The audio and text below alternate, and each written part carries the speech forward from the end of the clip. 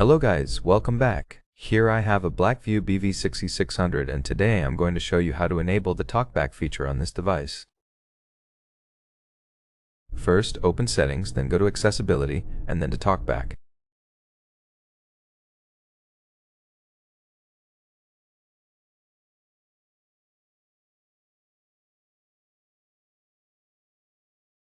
Here you can enable TalkBack, and then the TalkBack tutorial will start.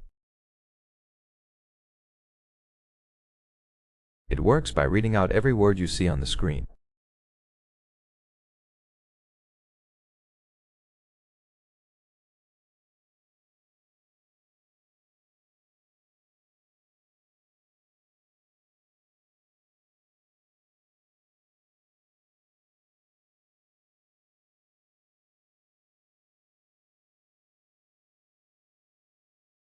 This feature is mostly for people with blindness or vision problems.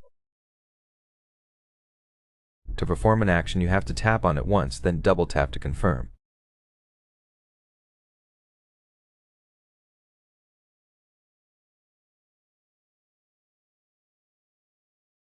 To disable it, select and double tap to turn it off.